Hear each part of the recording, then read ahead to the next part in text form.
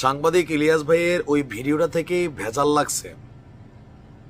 তিনি বলছিলেন, যখন ছাত্রদের জাতীয় নাগরিক পার্টি তৈরির আলোচনা চলছিল, যে ছাত্র উপদেষ্টাদের মধ্যে কারু কারু বাবা বিভিন্ন জায়গা থেকে চাঁদাবাজি করছেন, তবে হালাল করতেছেন ডোনেশন হিসাবে, যে এটা ছাত্রদের রাজনৈতিক দলটা পরিচালনার জন্য ডোনেশন দরকার। ইভেন ছাত্ররাও বলছিল অনেকের নাম প্রকাশ করা যাবে না। এরপরে যখন আমরা গতকালকে নিউজ দেখলাম যে আপনার হেডিংটা ছিল এমন, চাঁদার দাবির ভিডিও ভাইরাল, বিভিন্ন পেজ বিভিন্নভাবে দিছে, আর পরবর্তী আসছে কি নাহিদের বিরুদ্ধে মামলা।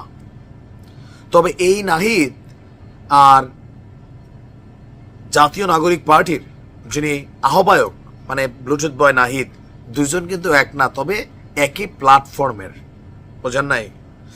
দনজনই বৈষম্য বিরোধী আন্দোলনের প্ল্যাটফর্মের। তবে যার বিরুদ্ধে মামলা হয়েছে, অব্যাহতি দেওয়া হয়েছে আর চাঁদাবাজির ভিডিও ভাইরাল হয়েছে, এই নাহিদ আলোচিত, এটা কয়েকদিন ধরে আলোচিত।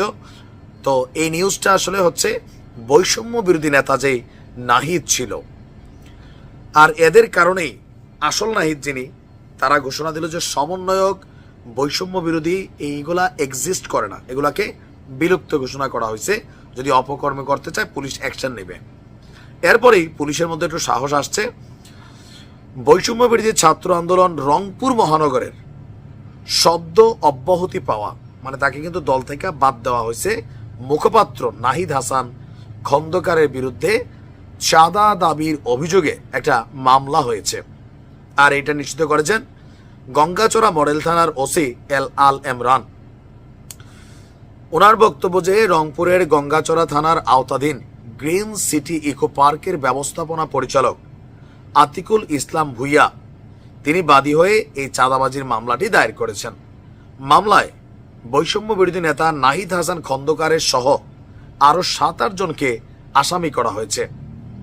এজাহারে বলছেন নগদ 1 লক্ষ টাকা ও প্রতিদিন 20,000 টাকা করে চাঁদা দাবির অভিযোগ এই নাহিদ করেছে। এ বিষয়ে মামলার বাদী বলছেন, গঙ্গাচড়া খলেয়া ইউনিয়নে তার এক বোন সহ গ্রিন সিটি ইকো পার্ক নির্মাণের কাজ শুরু করেন। পার্ক নির্মাণে পুকুর থেকে বালু উত্তোলনের প্রয়োজন দেখাতে এই বালু উত্তোলনকে কেন্দ্র করে এই নেতা নাহিদ তিনি চাঁদা দাবি করে আসছিলেন। এই ঘটনায় তারা একটা মামলা দায়ের করেছে।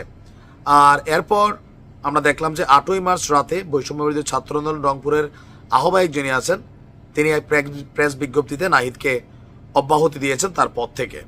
আর 1 মার্চ সেই ভিডিওটা ভাইরাল হয়েছিল। ভাই, আমার এই ভিডিও আবার কাটপিস করে টিকটকলারা, বিশেষ করে রিলসওয়ালারা আবার আসল নাহিদরে বসাই দিয়েন না, ঠিক আছে? আপনারা এই কাজটা করেন। যেমন ওই দিন আমার এক ভিডিওতে আমি দেখলাম, আমার কিন্তু টিকটকে কোনো আইডি নেই, একটা আইডি আছে বাট আমি চালাই না, এমআই শামিম এই নামে যে আইডিটা, এটা কিন্তু আমার না। তো এরকম অনেকে আছেন আমার নাম দিয়ে টিকটক, ফেসবুক আইডি, পেজ চালান, আমাদের এই কথাগুলোকে কাটপিস করেন, কইরা হয়তো আসল নাহিদের ছবি ঝুলাই দেন। আবার যে দুবাইয়ের একটা বাইকের ব্যবসা, ভিসার ব্যবসা কারা করে, এরা আবার আমার নামের সাথে মোবাইল নাম্বার দিয়া দেয়। এগুলা করেন না।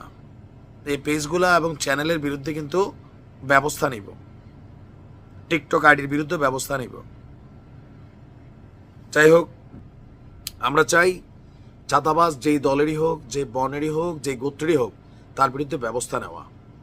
আর উপদেষ্টা এখন এই মুহূর্তে দলের প্রধান যিনি নাহিদ, সুন্দর সিদ্ধান্ত নিচ্ছে এটা যে সমন্বয় এবং বৈষম্য বিরোধী এদের মধ্যে যারা মানে ধান্দাবাজিতে ব্যস্ত, এদেরকে ধইরা পুলিশের কাছে দেওয়ার জন্য যে সিদ্ধান্তটা নিচ্ছে।